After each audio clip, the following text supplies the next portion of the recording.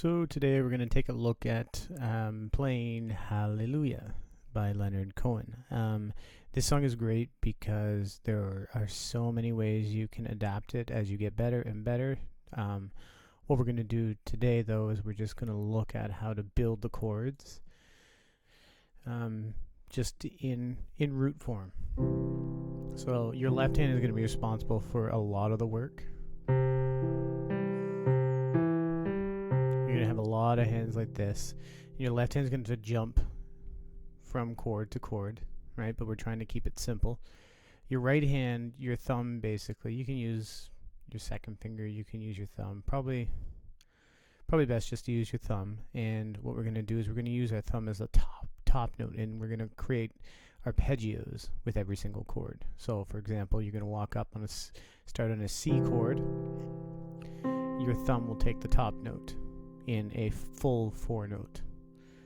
So again, we're letting our left and our right hand work together to do this. One hand can do this, but that's not the point of this exercise. This exercise is just to try and get flow going between both hands. So here we go. So it would look like this.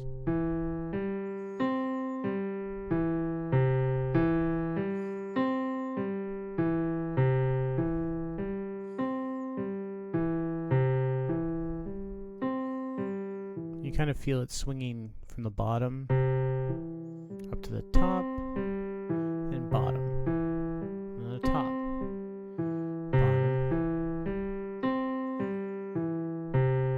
Now the changes happen a little faster than that. You don't actually get down to the bottom note when you change a chord. It won't.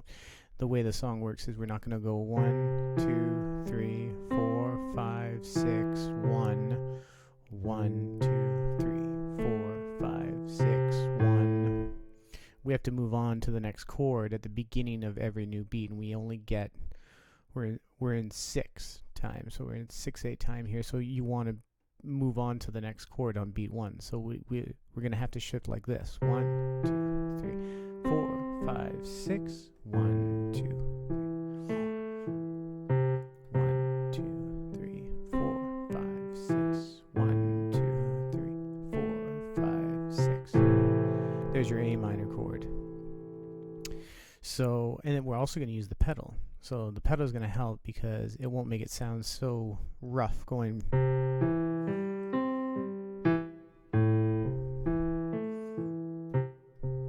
Right, there's a little bit of a gap there in the sound. So with the pedal down, you're going to lift every time you get to the new chord. We're going to wait until we get to the new chord, boom, then we lift.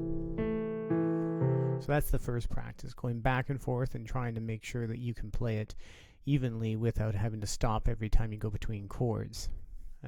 It's no different than going between chords on like a guitar, right? You're strumming away and you go from one chord to the next, and sometimes you have to stop just to get to that one, right? We don't want to have to stop before going to the next chord.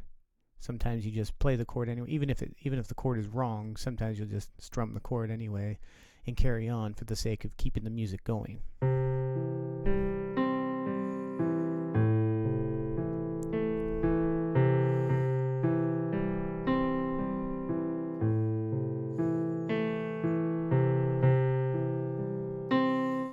So biggest deal is doing that, and then we're going to look at the different kinds of chords we have in it. Nothing really new chord wise. Only one of the chords you're going to play, the E7, is going to have a black key in between. It'll have the G sharp. So again, it's going to you're going to base it on this, your left hand, pinky, and then the G sharp is going to raise to that. Ignore the A flat that you see right there. It's a computer reading it as an A flat as a default. It should be called a G sharp.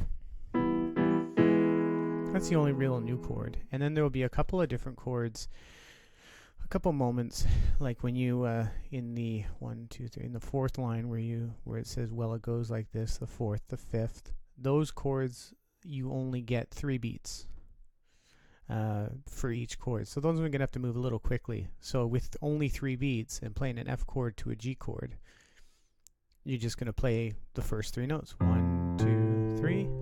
Then move to the next. 1, 2, 3. And then we move on to the A minor. So it's good to have the sheet music, or at least the chords, in front of you when you're playing it, so that you can follow along. And you know, you might want to mark down how many beats per chord. Some people like to just use ticks, like little ones, 1, 2, 3, 4, 5, 6, in groups of 3, or you can just write it in 6 beats, 6 beats, 6 beats, 6 beats, 3 beats here, 3 beats there, and that'll help guide you as you're counting, because you should be counting and thinking of where beat 1 is all the time. So, all right, now we're going to play it. And I guess maybe afterwards I'll add the melody on a different instrument or something like that. But here we go.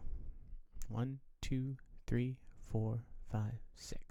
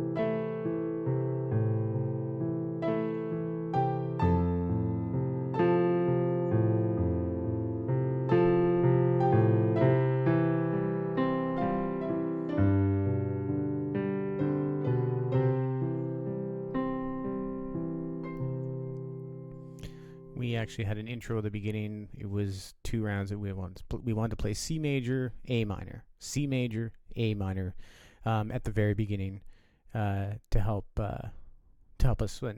So we have our actual intro there. So, and then it goes around twice, C A, and then your verse actually starts, right? Because when you listen to the song, he doesn't just start the song right away. He has to have some sort of intro to set the mood, set the tempo, set everything that he needs in order to play and get a good feel for it. So there you go. So that's the whole thing.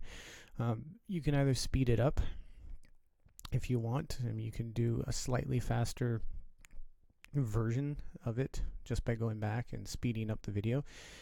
Otherwise, yeah, there you go.